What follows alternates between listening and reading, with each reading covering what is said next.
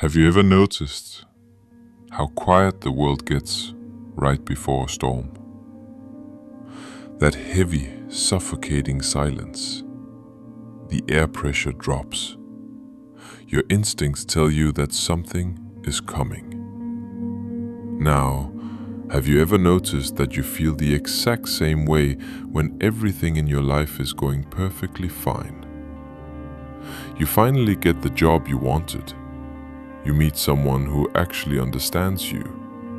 You find a moment of genuine, uninterrupted peace. But instead of enjoying it, a quiet alarm goes off in your head.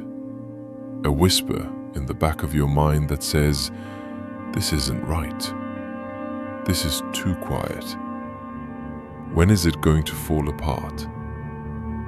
And because waiting for the disaster is too agonizing, you decide to create it yourself. We pick a fight over nothing. We distance ourselves from the people who care the most. We stop putting in the effort just when we are about to succeed. We burn the house down just to feel the warmth of the fire.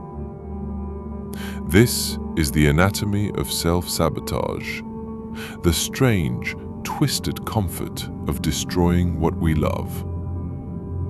To understand why we destroy good things, we first have to understand what we consider normal. For a lot of us, peace is a foreign language. If your past, your upbringing, your previous relationships, your struggles was defined by chaos, conflict, or constant survival, your brain adapts. It maps out chaos as the baseline. You learned how to navigate storms. You became an expert at surviving crises. You know exactly who you are when your back is against the wall. But who are you when the war is over? When there is no enemy to fight, no crisis to solve, no heartbreak to survive? The mind panics. It feels useless. It feels exposed. Peace feels like a trap. Happiness feels like a setup. So, unconsciously, you introduce a problem. You inject poison into the pure water, not because you hate yourself, but because the chaos is familiar. It is predictable. You know how to heal from a wound, but you have absolutely no idea how to live with healthy skin. We sabotage our relationships because the anxiety of waiting for them to leave is worse than the pain of pushing them away. We choose the certainty of misery over the uncertainty of happiness. There is a darker layer to this. It's not just about familiarity. It is about power. If I break it, you can't break it. If I leave, you can't abandon me.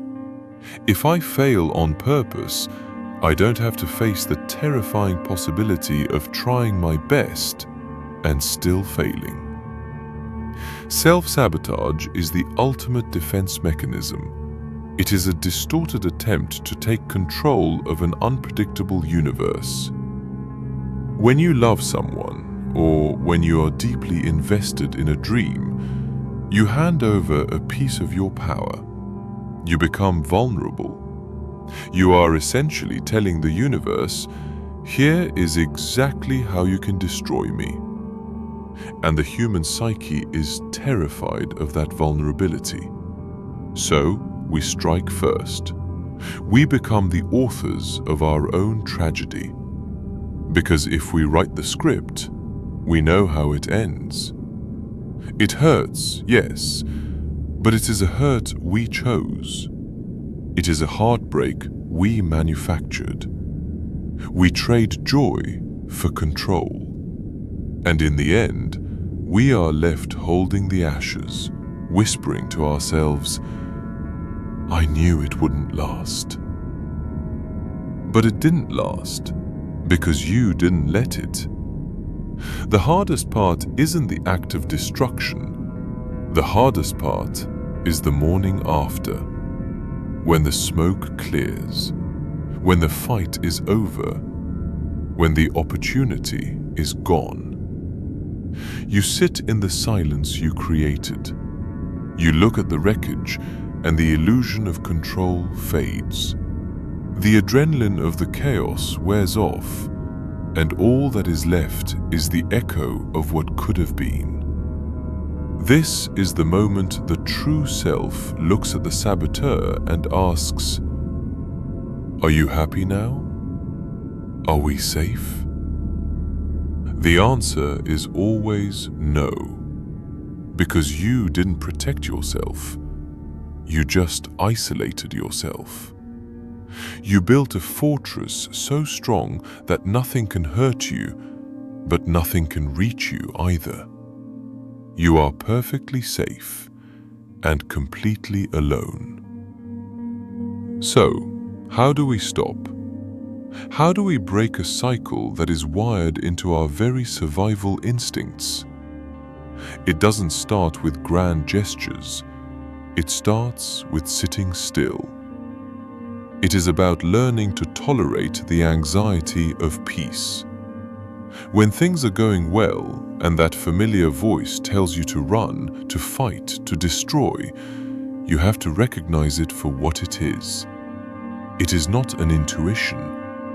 It is a trauma response. It is a ghost from a war you are no longer fighting. You have to teach your mind that you are allowed to hold something fragile without dropping it. You have to accept that yes, happiness is a risk. Yes, the people you love might leave. Yes, the dream might fail. But destroying it preemptively doesn't save you from the pain. It just guarantees it. Let the good things stay. Let them run their course. Breathe through the quiet.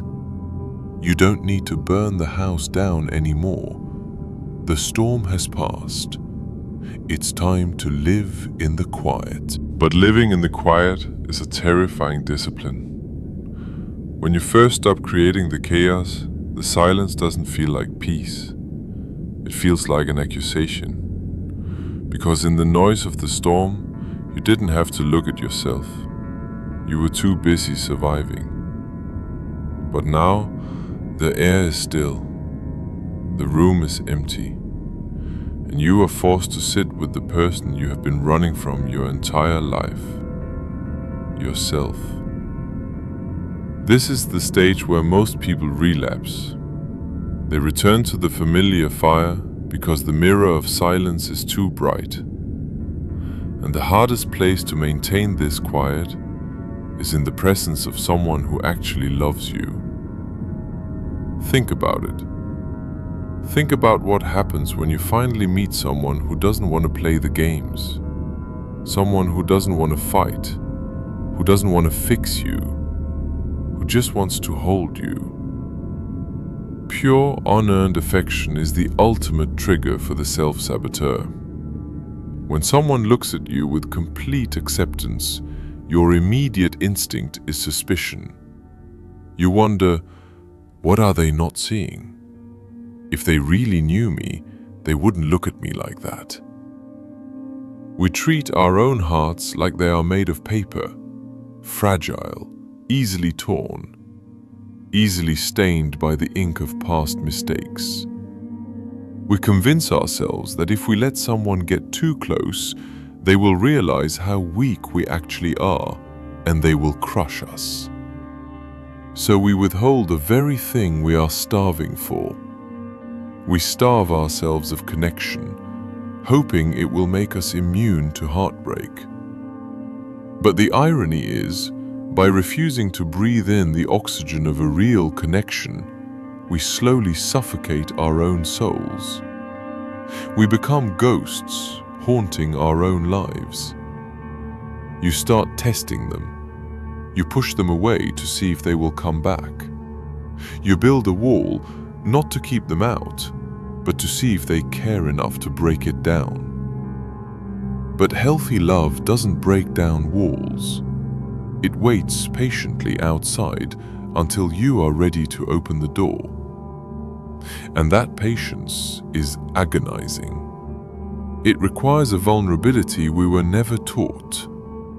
It requires you to stand in the light, fully exposed, and say, "Here I am, flawed, afraid, holding a history of ruined things."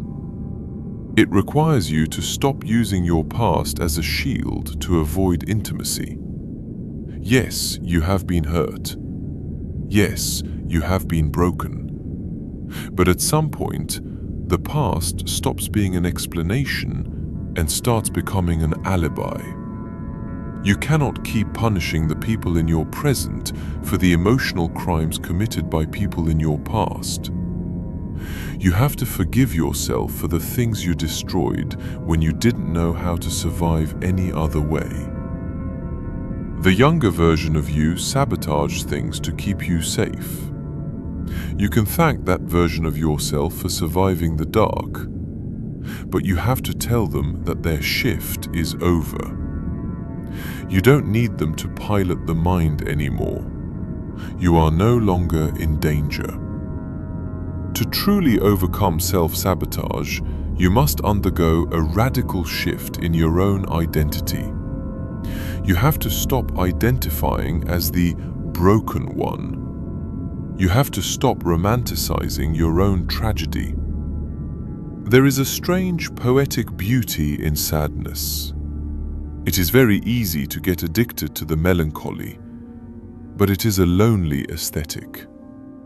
True courage is not found in destroying your world. True courage is found in allowing yourself to be entirely, softly, and hopelessly loved. It is looking at a good thing and deciding, for once, that you deserve it. You don't need to earn the peace. You just need to stop fighting it. So the next time the panic sets in, the next time the relationship feels too good, the connection feels too real, and the urge to run rises in your chest, stay. Hold your ground. Let the fear wash over you without acting on it. Let the moment exist without trying to control it. Allow your paper heart to take in the oxygen. Let someone read the ink of your stories without trying to rip out the pages. You have spent a lifetime perfecting the art of leaving. Now, it is time to master the art of staying.